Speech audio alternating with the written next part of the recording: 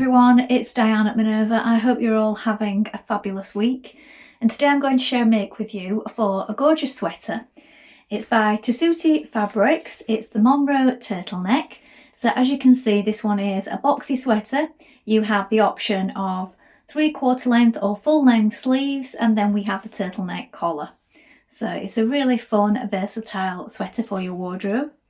And what we're going to be using today is this Minerva exclusive, and this is a Ponte Roma in Feline Flutter. So it's a stretch knit fabric, and it's also a print on demand. So it's kind to the environment. You can be sure that only the amount that you require is being printed and produced. So that's a win-win. It's beautiful and soft. I love the shades going through this design. Gorgeous. Now, wash and prepare that fabric before we begin, and of course check your sizing with the pattern, and then when you've done that, we're ready to begin cutting our pattern pieces together. So let's go and do that now. Here we have the pattern pieces for our sweater. So first of all, here we have the back. We're going to cut one piece on the fold line is here. Make sure you have your correct size. Make a note of this point here. You can lengthen or shorten at this point. And I would also mark the centre back point here with a little mark with a snip or chalk. Here we have the front piece. Again, we're going to cut this one piece on the fold line is here.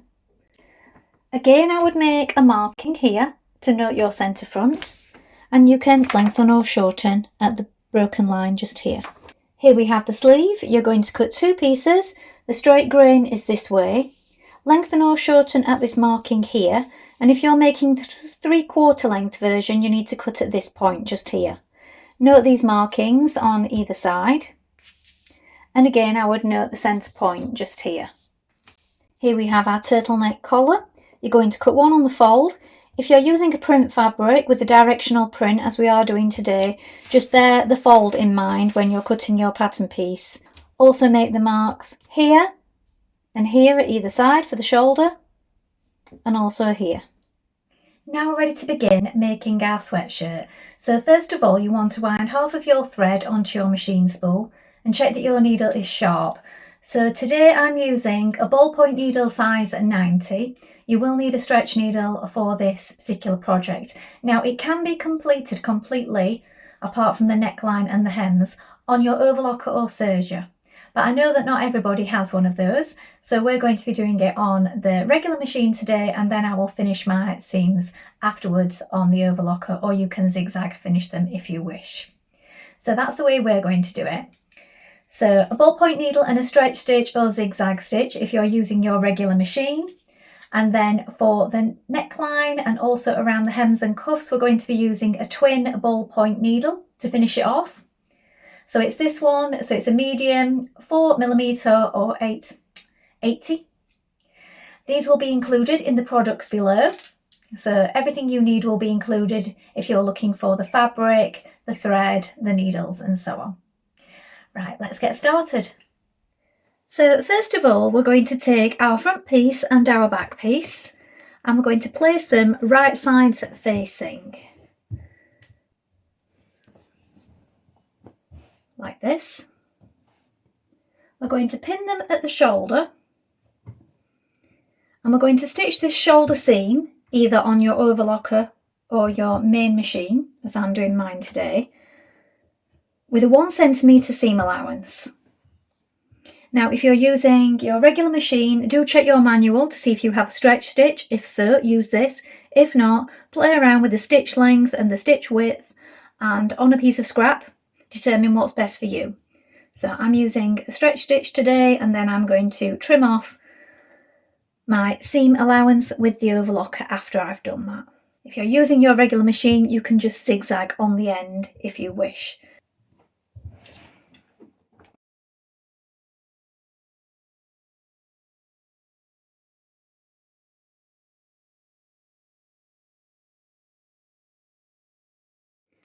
Now change to a larger zigzag finish and finish your seams this way on the edge, so you can trim it first and then zigzag the edge on your regular machine, or you can use your serger or overlocker to edge finish this. Now open out your body like this. So this is your shoulder seam. You want to make sure that you press it flat with your seam pressed towards the back. Now with this open and flat, we're going to take our sleeve like this. Make sure that you've marked the point here indicated on the pattern. So that goes to the shoulder like this. Pin that in place. And then pin to the rest of the armhole like this. So make sure that you pin that centre point at the shoulder before you pin the rest of it. You just need to pull it ever so slightly. Pin it the rest of the way. Now stitch your sleeve in place with a 1 centimetre seam. Now once you've done this, again you can edge finish your raw edges as you wish.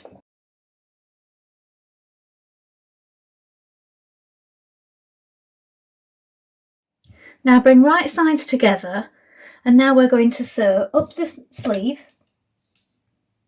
past the armhole just here. Reinforce at this point, because this is an area that gets quite a bit of stress, so go over it a number of times and then stitch down the side seam all the way to the bottom, again with a 1 centimetre seam allowance.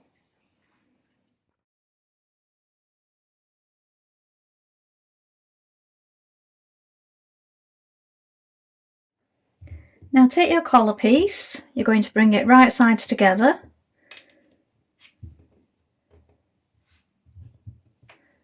And we're going to stitch down this side with a 1.2 centimetre seam allowance.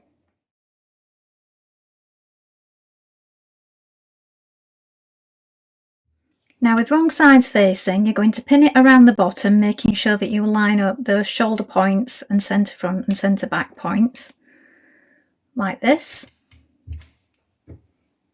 Now we're going to pin the collar to the neckline.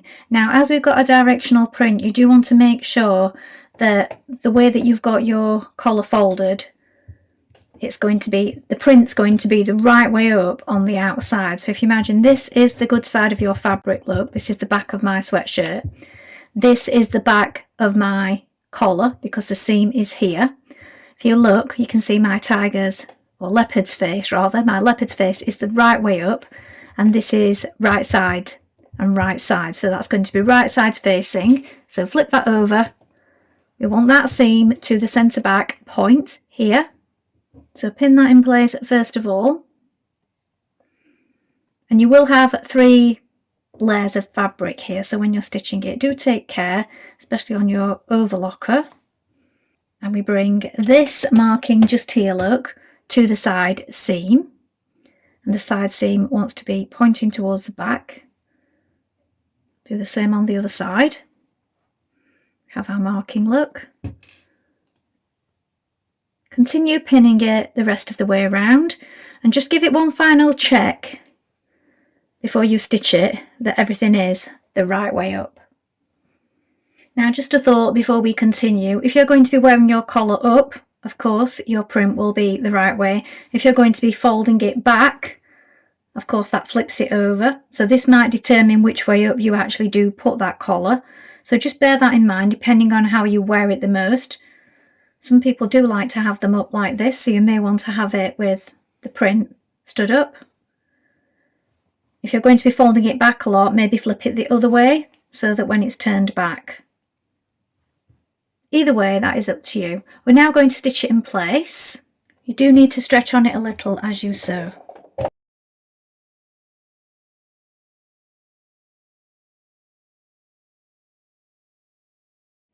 Now your neck is finished. If you wish, you can press down the seam allowance. So I've overlocked mine, you can zigzag finish yours. Press it down and with a zigzag stitch, stitch that all the way around the neckline. It doesn't say this in the pattern, but you can do that. But do make sure you use a zigzag or stretch stitch to do this, because we need to maintain that stretch for getting it over our head. Once you've done that, we're going to overlock or zigzag finish around the bottom of the top and also around the sleeves. We're going to do this before changing to our twin needle, so let's do that now.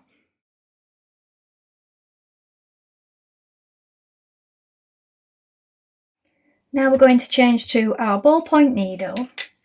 So if you haven't used one of these before, it's really easy. So what we need to do is add in our needle first of all, and then we're going to need 2 threads on the top. So if you haven't got 2 of the same colour, you can use an empty spool, wind some onto there, and then place it at the top. So where you place it will depend on your machine. So you have 2 spaces generally, one here and one here, but you could also use this one, which is for winding up your spool. So you could add one in there if you wish. So once you've got your 2 threads on, so I'm going to just pop one here, look. They both need to follow the same route as you would normally for threading up your machine. So we have both threads like this, and then when we arrive at the needle, we just need to make sure that we thread both sides. Now turn up your hem to the points indicated on the pattern, so this is 1 inch or 2.4 centimetres. Pin it with your pins on the right side like this. We're going to place it underneath our foot, and we're stitching from the top. So what will happen is you get 2 rows of stitching on the good side, on the top side, and underneath a slight zigzag. So we want to be catching it on the edge. Now if you don't have an overlocker, this is really good, because if you've not edge finished this side, it will be catching it in on the other side. So you might want to play around on a piece of scrap and practice with this before you begin.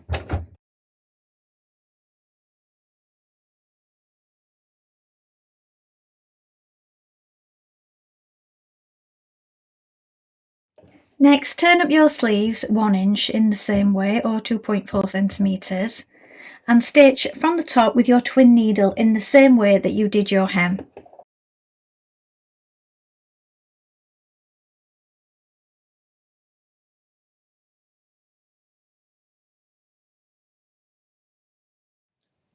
So here is the finished sweater.